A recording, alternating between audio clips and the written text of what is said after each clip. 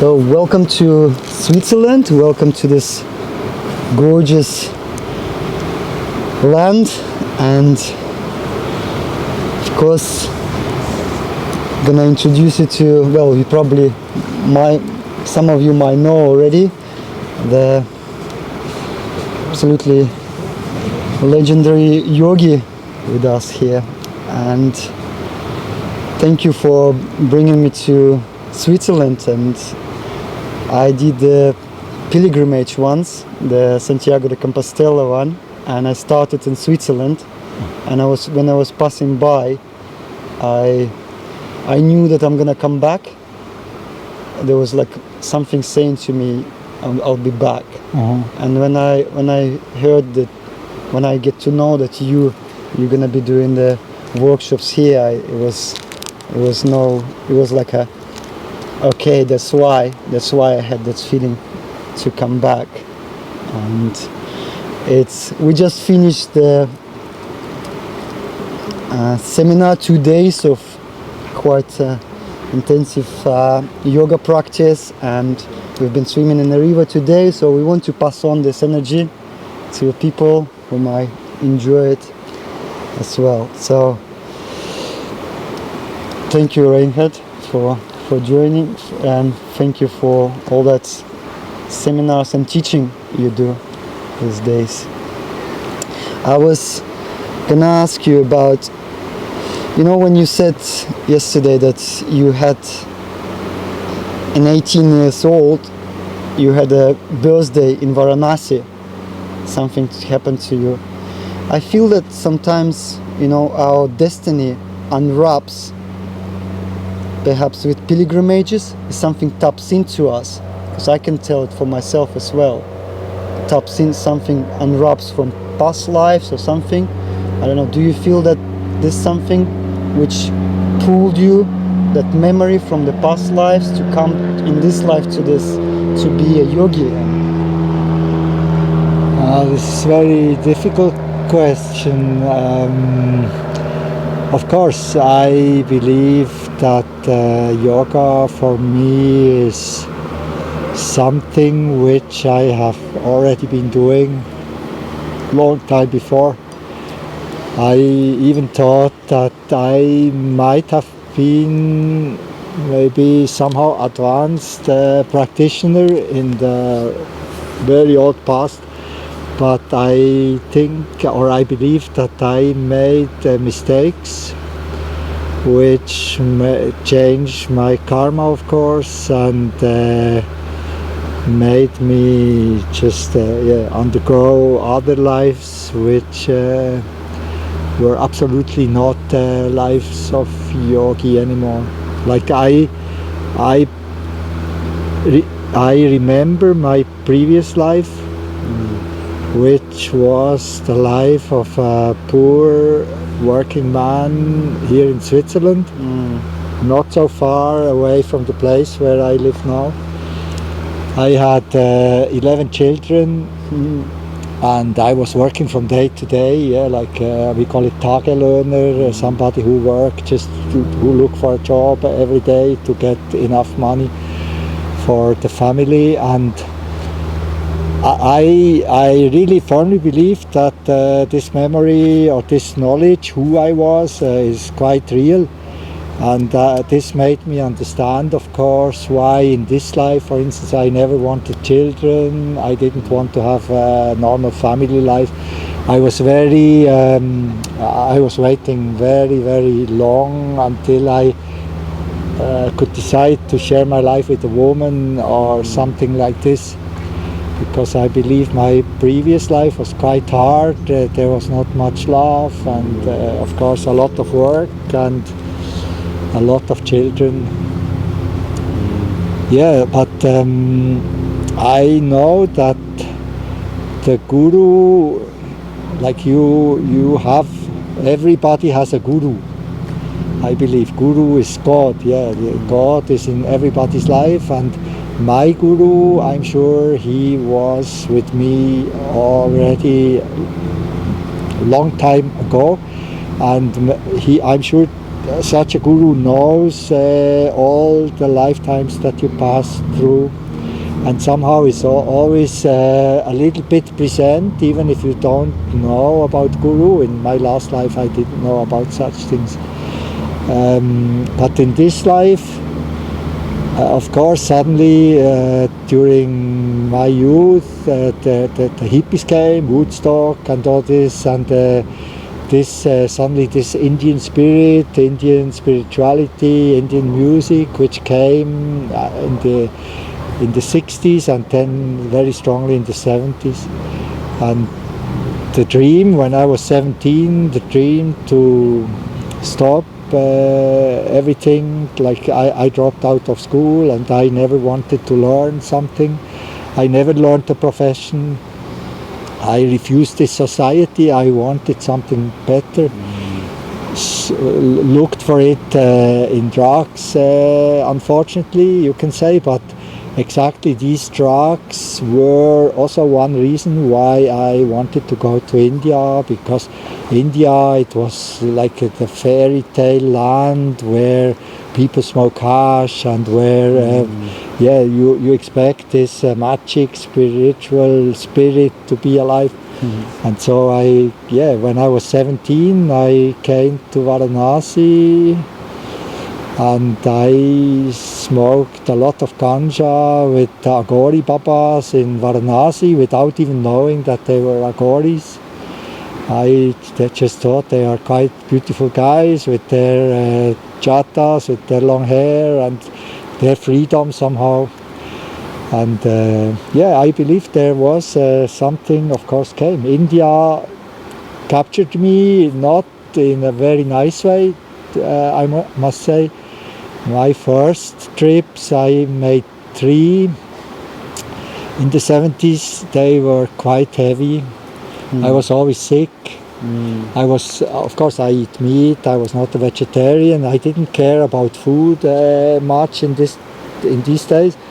And all these spiritual things, they were, of course, very new to me. I remember one guy who said, I was in Varanasi, I heard the Om when they were smoking on the houseboat in the night, and I absolutely didn't know what is an Om, how is it to hear an Om in this world, such things. A very young Danish guy in Kathmandu, also in 71, he was the first who started to explain about yin and yang and such things. I absolutely didn't know anything. But of course it created interest. But first it was more the drug, I believe, which created, of course, the magic spirit and everything. But I was in Delhi, and this is really strange. Like my guru, the man who was my guru, a guru knows you from birth. Of course, he even helps to bring you to a certain mother or whatever, because the guru is like part of your destiny. And he had his ashram in Delhi, the Vishwayatan Yoga Ashram. And as I said, I was always in a very bad condition. I was very skinny. I was almost like only bones and some skin. Always diarrhea, very strong diarrhea for many months, and I sometimes felt very miserable. I couldn't stand the Indians anymore, who always so pushy, jump on you, ask questions, or try to push you around, cheat you, and so on. If you want to buy some small thing, you always have to fight, and I was just sometimes really tired. And I lived in Paharganj in 1971.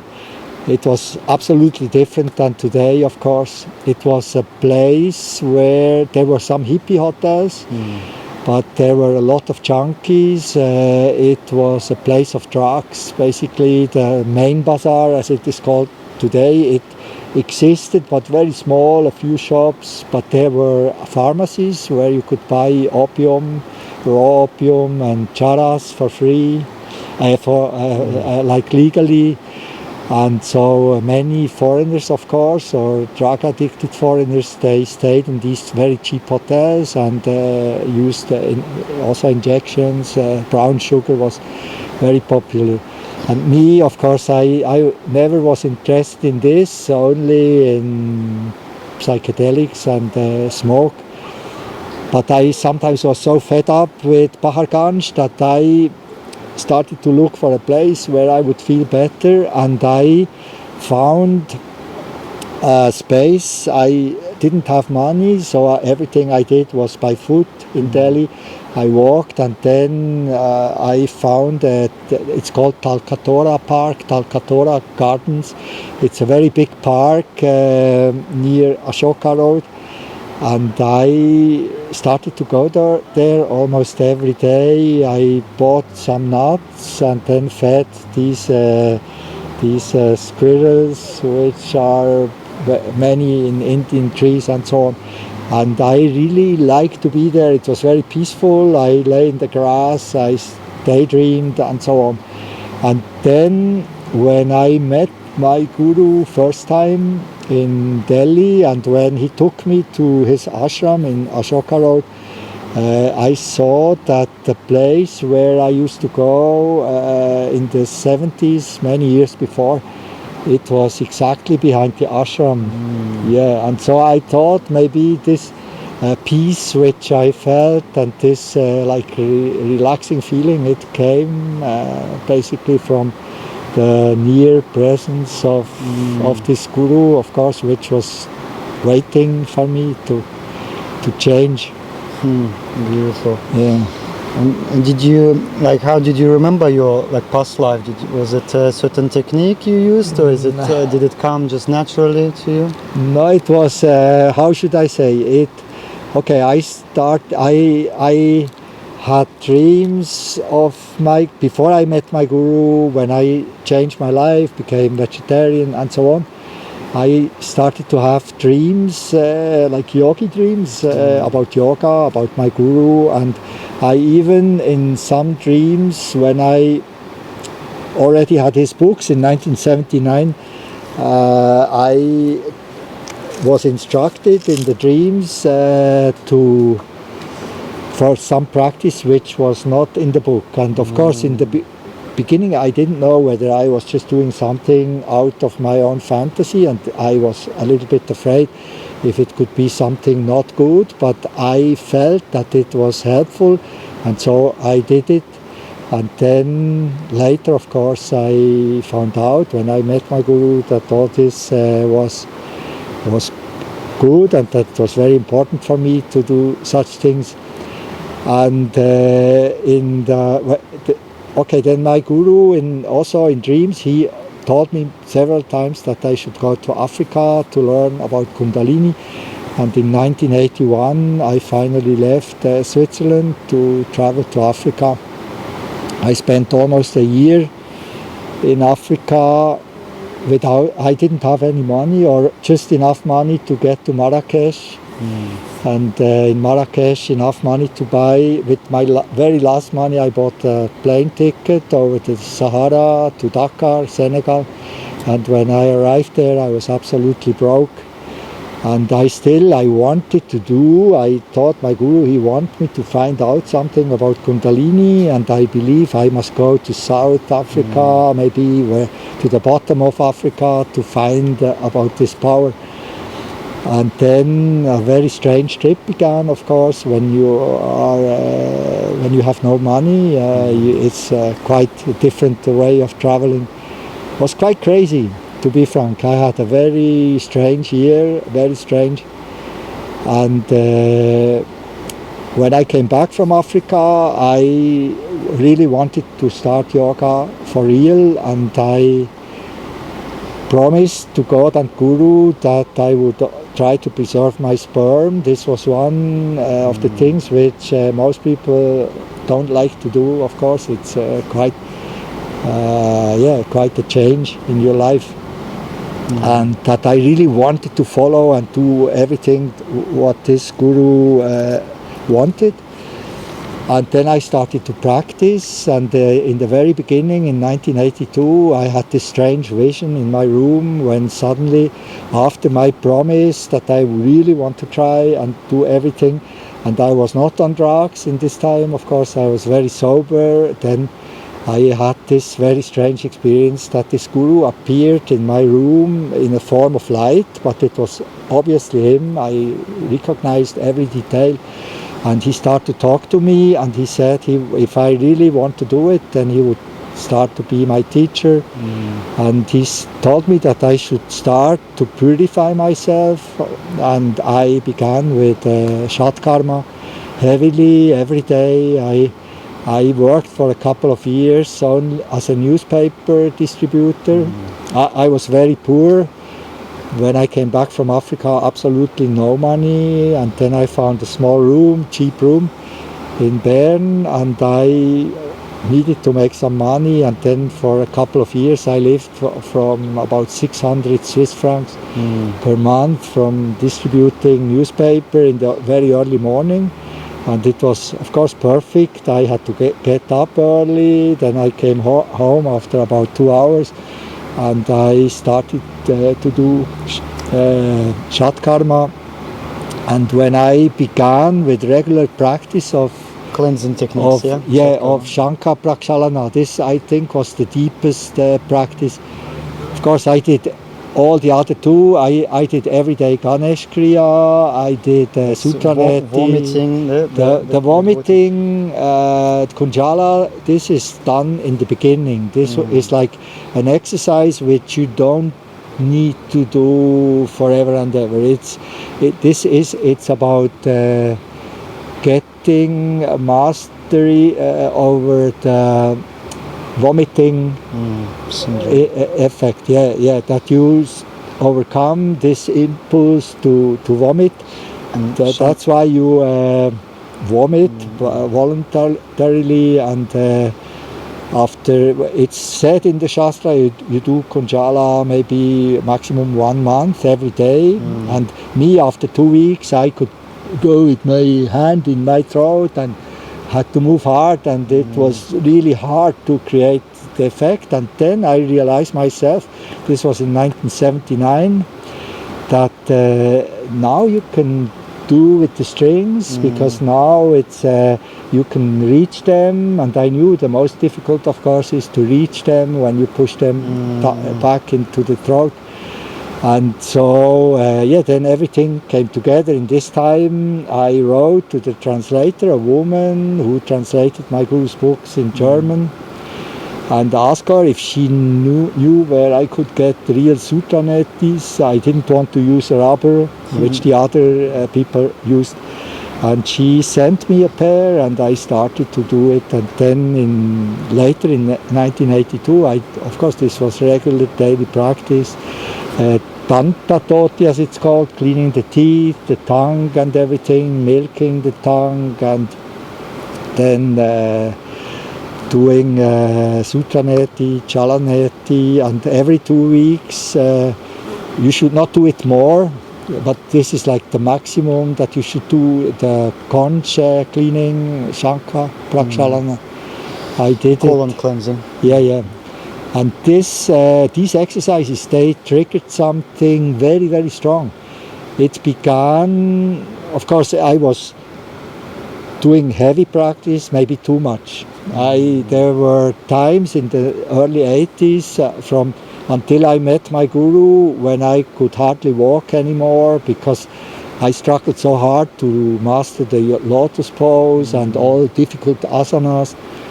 In this time I believe that the real yogi is the one who can do the most heavy exercises. So I of course wanted also to be one of them.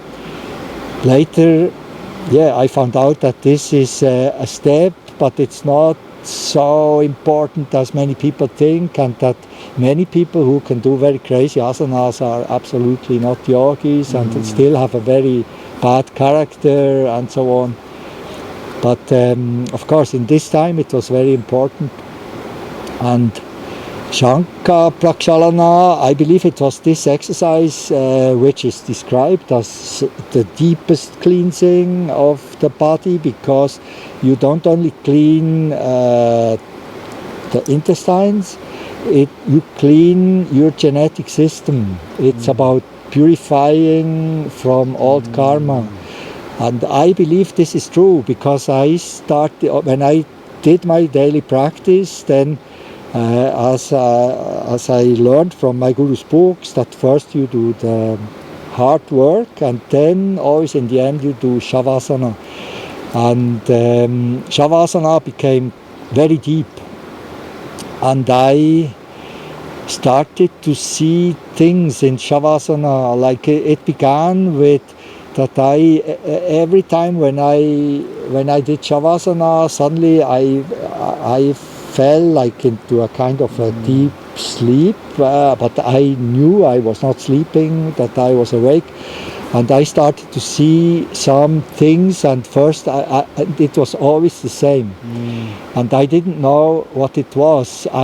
First I just saw like shapes and colors, and then I started to understand that it is like houses which I see, but as if I would lay on the back, and I see like walls of houses with roofs and windows and so on.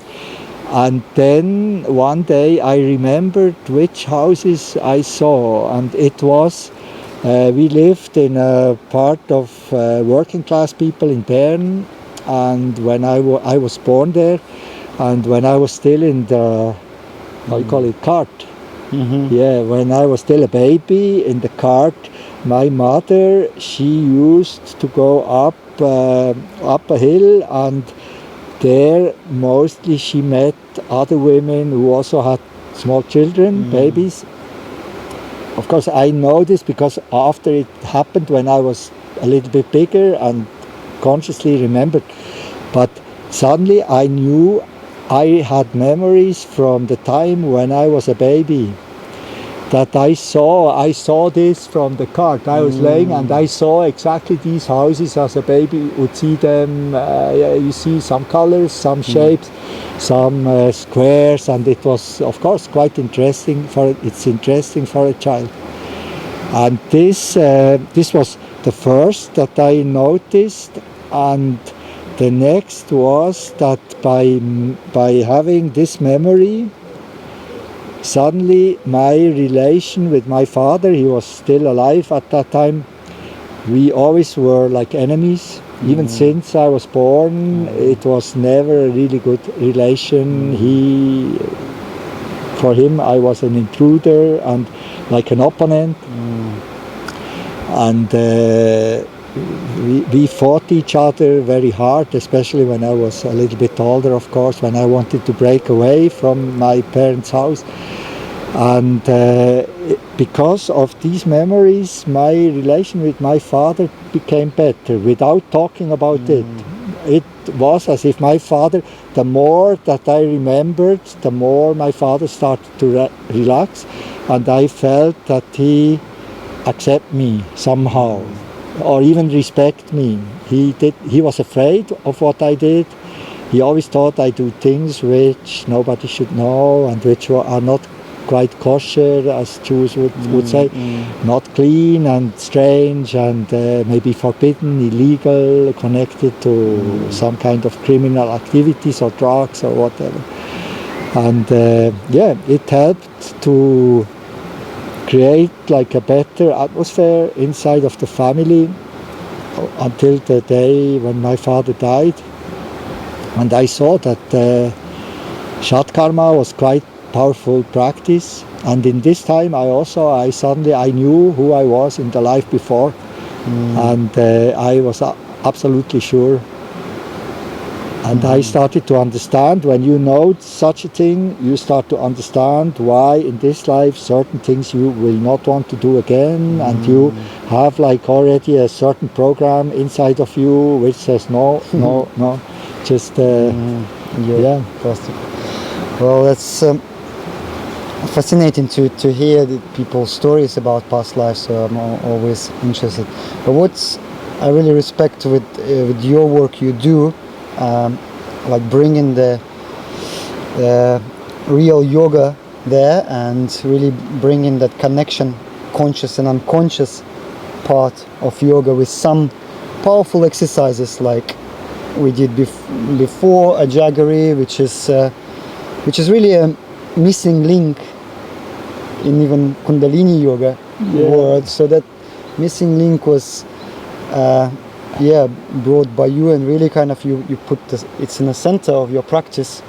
I would say it's the most important. Yeah, and I maybe more or less in a similar position as my own guru was. Of course, he was in a different position. He was a much more powerful man when I met him, and he had another kind of life. But it was also, he tried to show the people that most modern yoga styles, which were called yoga and which even adopted names like Ashtanga yoga, is what I learned. Yeah, and it has absolutely nothing to do, or not much to do, with what they call Ashtanga today. This gymnastic, hard physical practice, which was created. I mean, there are books about this. There is a very interesting book from a guy, from an American guy who wrote, it's called The Yoga Body. The Yoga Body, his name I don't remember right now, where he was a disciple or a student of Iyengar and Patabi Joyce, a private student, you can say.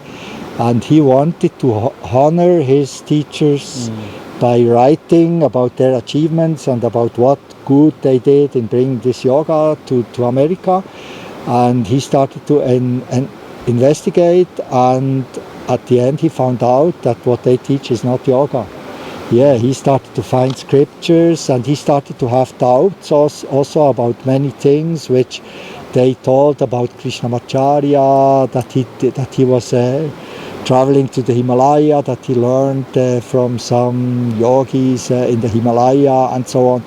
And that when they were talking about this yoga Karunta, this scripture, which he writes that he is sure that it doesn't exist, it was just all like made up to create a story around Krishnamacharya, who was a yoga teacher, you can say a simple yoga teacher in a Maharaja's palace.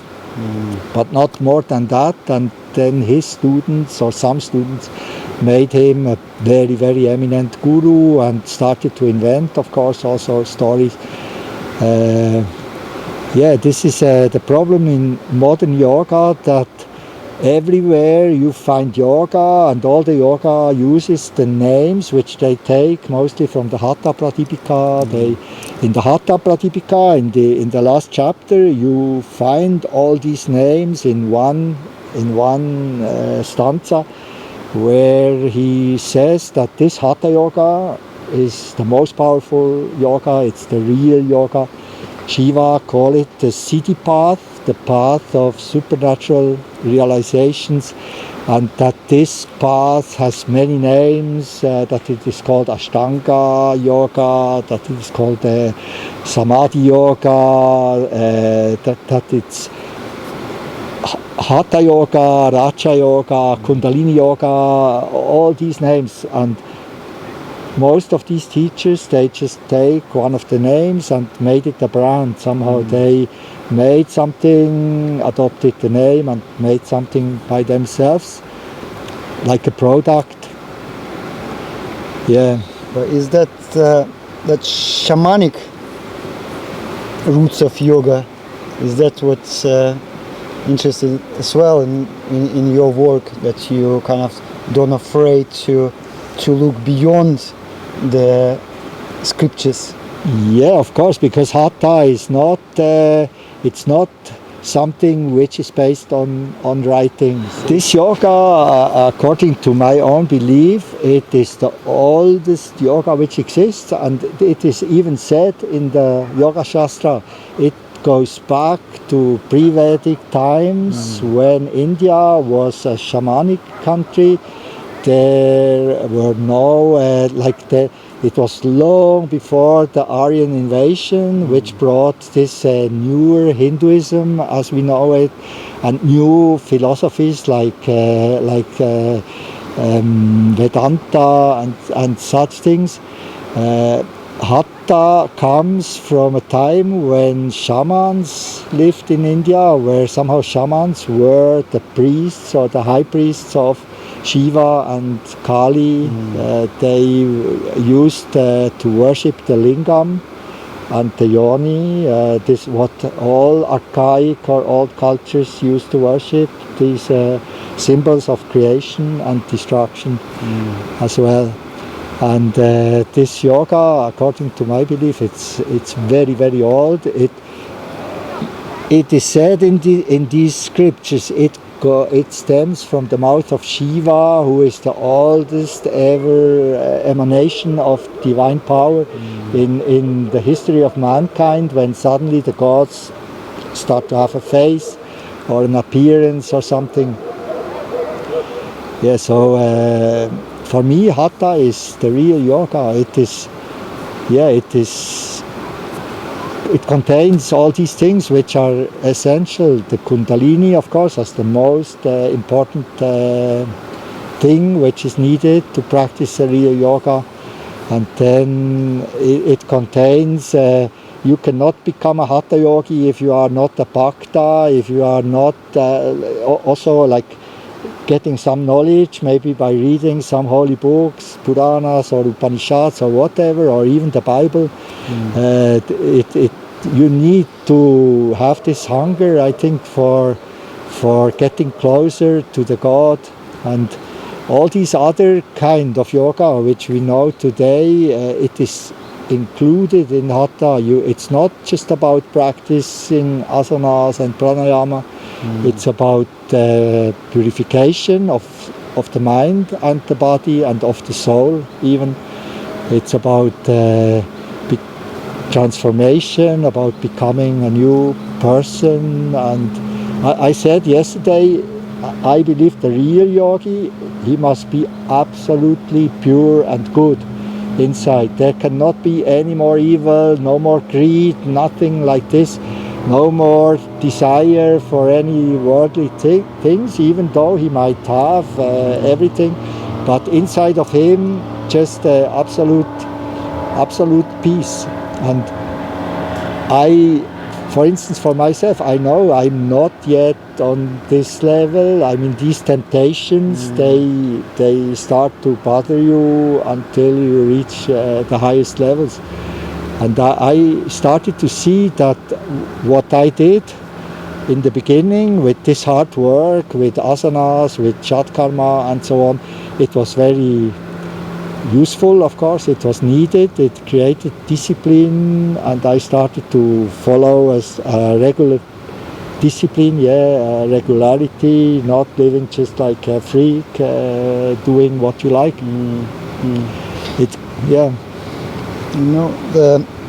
And just say that Reinhard was you've been doing yoga for more than 42 years, right? And you are 69 now. And when I heard it yesterday, I was like, wow, this is like, I think we're missing like people like you in our culture. We need that kind of generation, passing that wisdom from like very personally. When you talk about your guru as well, it's like, and when I come to you, is that kind of understanding of the golden link, golden chain, where we can pass on those things to each other and really present. So thank you for doing this work. But I also know that Hiranka Brahmacharya told you that don't be a teacher, be a yogi first, right? But he always told me, don't try to become a yoga teacher, try to become a yogi. You made a choice. Well, thank you for making the choice to step and start teaching, because that's but this was forced on me somehow. It is of course in the beginning for about 25 years I I should not teach. I even once in 1987 I wanted to start, and then immediately saw that it was absolutely not what I should do, and stopped almost instantly again. And then later it just came, and I also said in the seminar, to become a teacher, for me it was to become student of a new level of yoga. You, as a teacher, you are not just a teacher. To become a teacher, you must go on slowly and learn many things, of course, because you are dealing with people. You are not alone anymore, and you try to give something to the people which is not so easy to explain, and which many people also don't understand in the right way, and start to use in the wrong way also. I mean, in the modern time, what I don't like somehow is that most people, when they want to learn yoga, it's not that they really want to learn yoga. They want a diploma because they think this will be a new job for me and I can make money with it. It will be like a better job and like self-realization in form of some work which is more spiritual and nicer and so on. But in reality, I believe, I wrote this in my book somewhere, that a person who thinks like this is a person who wants to possess the yoga or the Shakti. You want to take it and use it according to your own wish. And this yoga Shakti, which start to come alive because of the practice, she is very alive. Yes, it's not like some fantasy anymore. Those who practice, they will start to feel it in their own life. She start to transform. She start to push you forward or push you back, and she start to stop you when you want to go in the wrong way, and so on. And sometimes not in a nice way. She's not like like a mother who just says, "Oh no, please." She, if you really want to go wrong, she will stop you hard. And I learned from my guru that you should not want to try to possess her, because nobody can. If you could, then all these men, which yesterday I called them motherfuckers, all these people who live in this world, who try to possess the world, who take all the riches of the world for themselves, who try to use all humanity as their slaves to produce money for them, and who want to change the world according to their own desire. Such men, they do exactly this. They want to possess something which you cannot possess. It will start to fight you and it will destroy you. And if you want to do yoga, you must be possessed by the Shakti. Yeah, it's also written in the foreword of my book. I think it was quite an intelligent phrase which I wrote. I wrote that you should become a slave of this power which start to whip you forward and finally whips you into freedom. Yeah, so you, again, when you start to become a yogi, you are a servant of this power, and you do exactly, you try to follow this advice or instinct which comes inside of you, what this God power wants, and then she will make you a yogi. You cannot want to be a yogi. This is strange. Like, I know it. I wanted to be a yogi, and my guru always said you will only be a yogi when you have reached samadhi. Because the word yogi, it means a man or a woman who has completed the yoga. Then when you are in samadhi, which is the absolute highest level of realization for a being, to unite completely with God and everything, then yeah. And so as far as this moment doesn't come, I consider myself as a student. Yeah. Do you believe is that more or less one highway for everyone, or is we have to adjust our practice according to our characteristics, roots, or our abilities? Yeah, I mean, this is natural.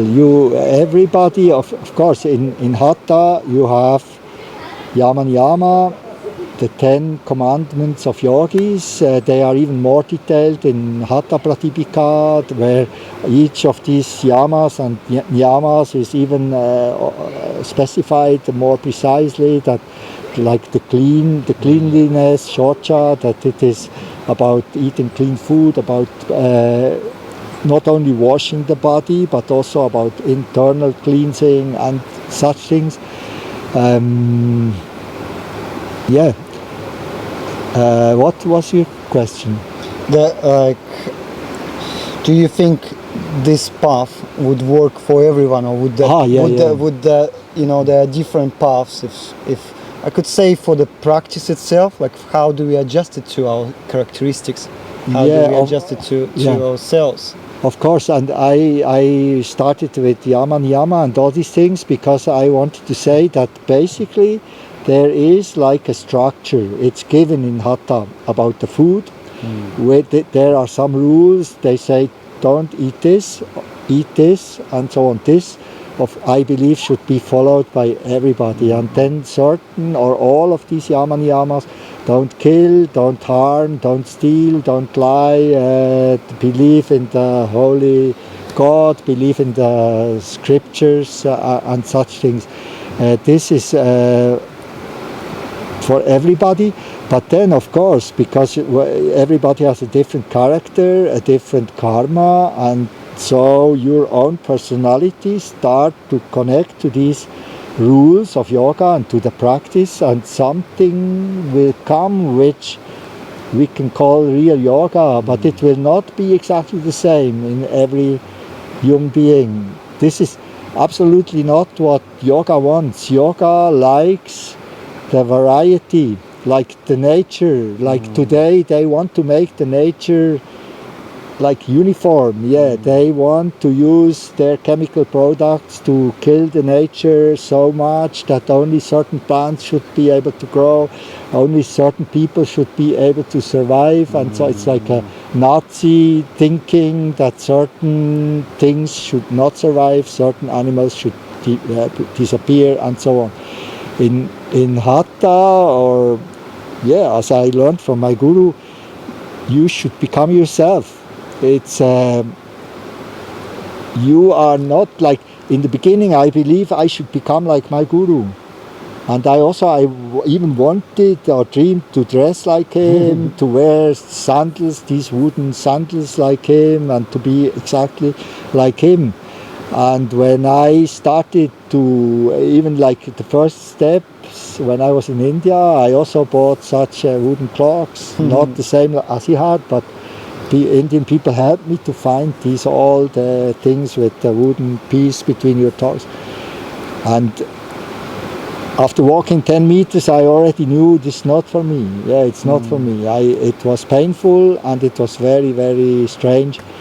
And my guru, when I asked him about such things, he always would reply that I should follow my own feelings. I should become myself. Like, in the beginning I thought all the yogis, they should dress in white, because white is the color of yogis and purity and so on.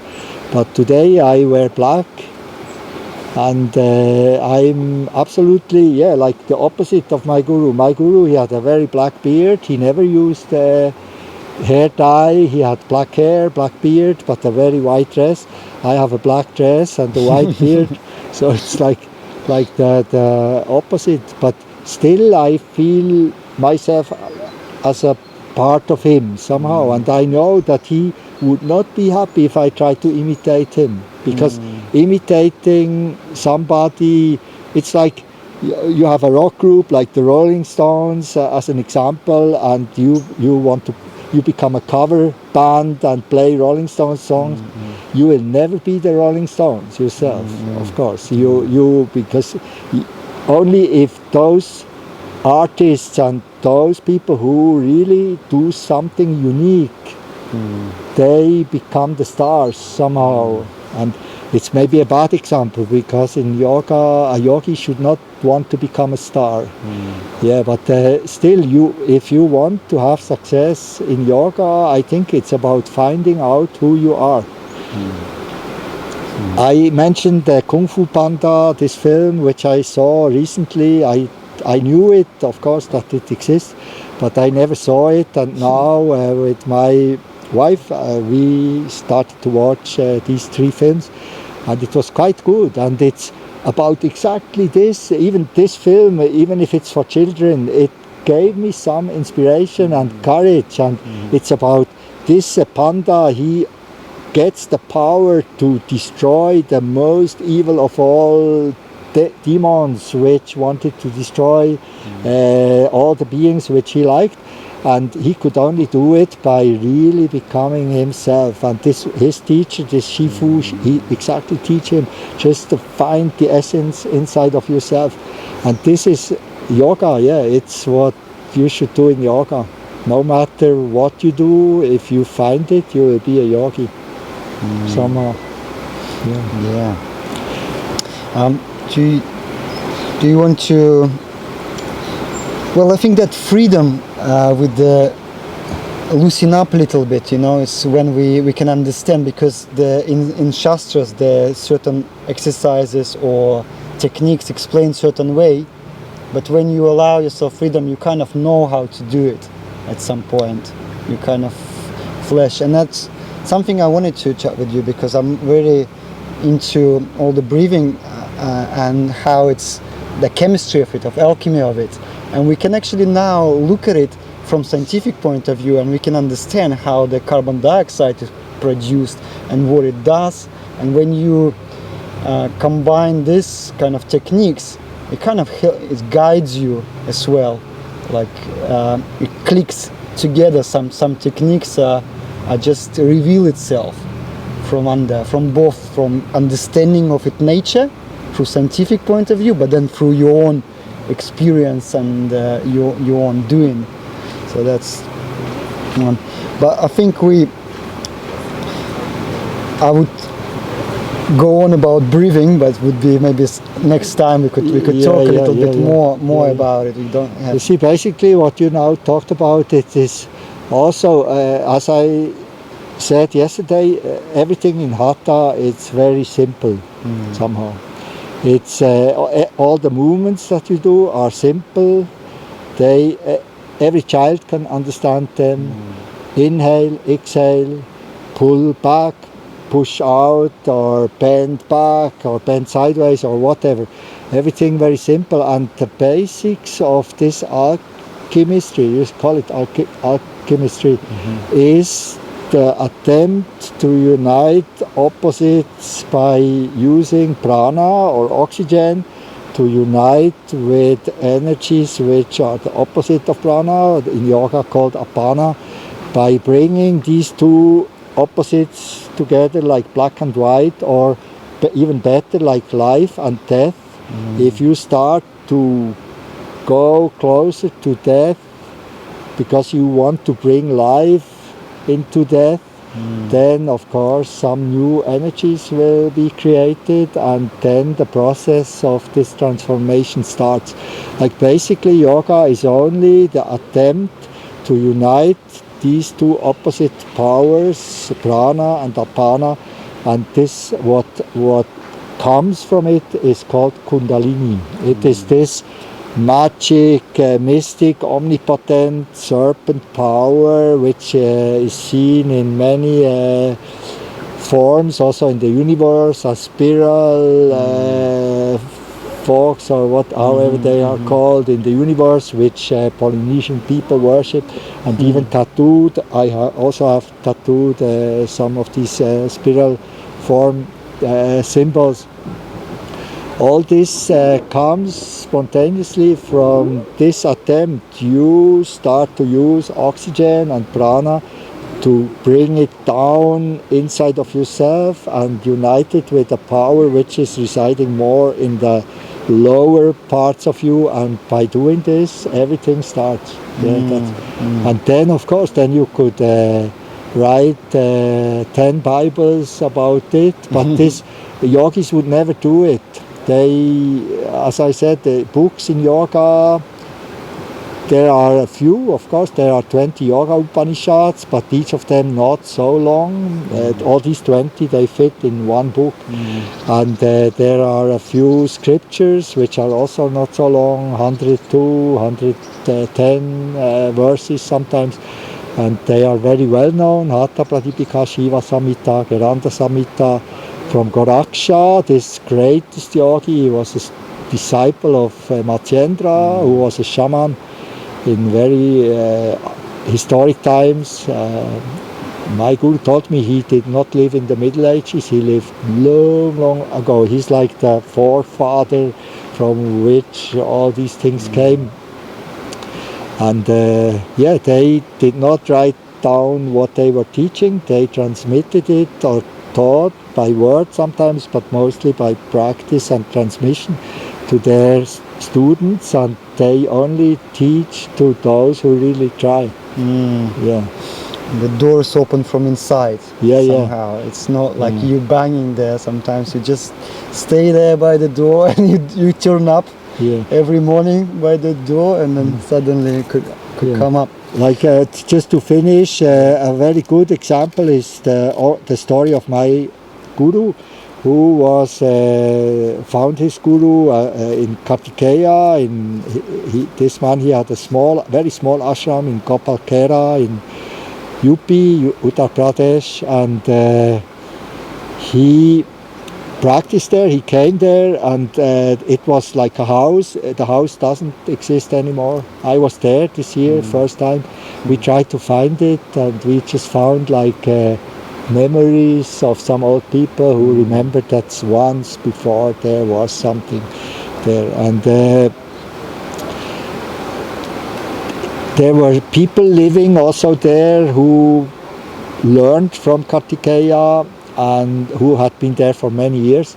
And then came my guru, a young man, and he started to practice. And they had an underground cave in which you could practice. And my guru, he retired into this cave, and he really started to do heavy practice.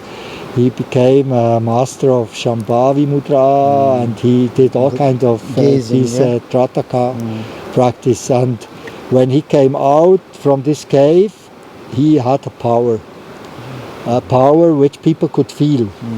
And then the people who lived there, they became jealous. And they went to Kartikeya. This is like historic. It was told to me by people in the ashram in Delhi. But some of these people, they went to Kartikeya. He died in 1953.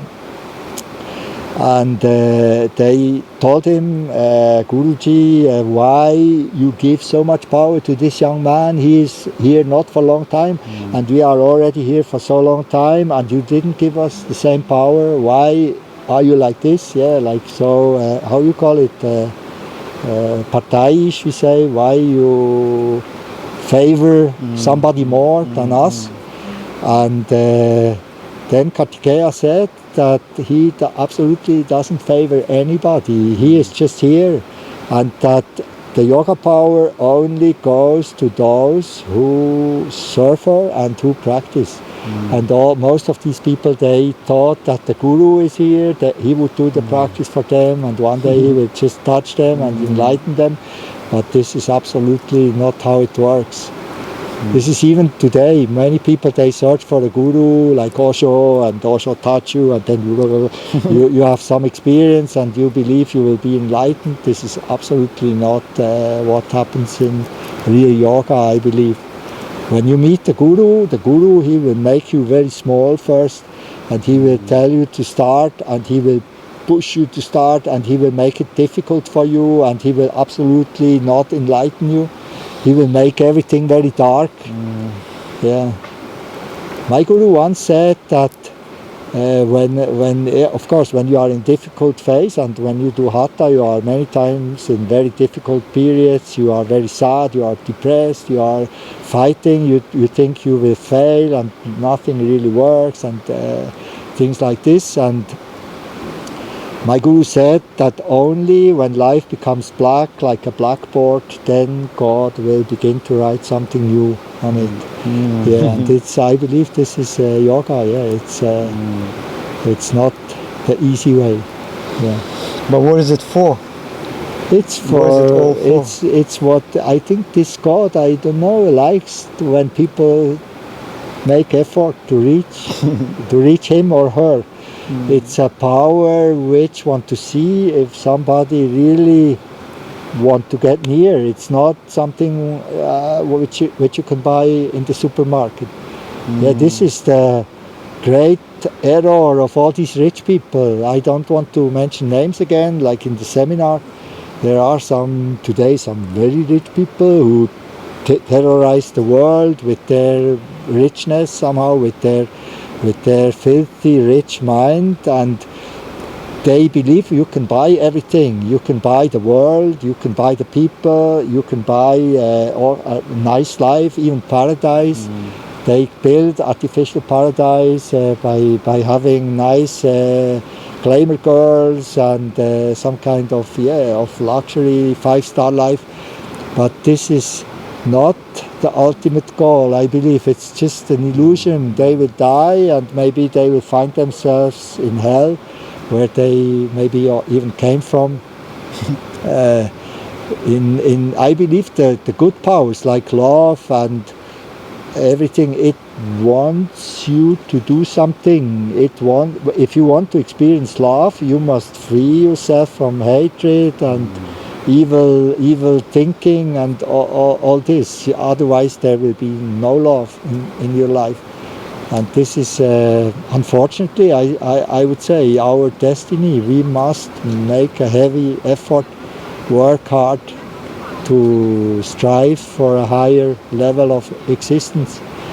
There is no other way. Yeah, there is no easy way. Like yesterday I started to watch this film again. I saw it already once. It's called Limitless. Bradley Cooper. It's about a young man who is a failure in life. Like he wants to be a writer, but he has no fantasy and so on. And then somebody gave him a super pill. And when he takes this drug, he suddenly has all this kind of clarity of mind, and he becomes like a big shot. This is a dream. Yeah, people would like to have it. That's why they build pharma industries so big, because they think they will find something which will make them immortal in the easy ways. The doctor give you a pill, injection, and you will become immortal and a god and whatever. It will never be, never. God wants us to become children, and then we will feel what it is. I think that's all. Well, thank you for your wisdom, and it's a blessing. Thank you for teaching, and hopefully continue this, and hopefully come to England as well. And I will like. I told you I will want to visit some record shops in London, and I want to see England also. I might not want to visit the Buckingham Palace in the first place, but I like English culture somehow. I believe England very important country. Since for centuries it has changed the world, not only in good ways of course, but this little island, very dominant place, powerful people. Well, we've got the retreat space there, so hopefully you can share some of the experience there, and maybe you go to Russia quite often, so I go to Russia. Blessings. Okay, thank you.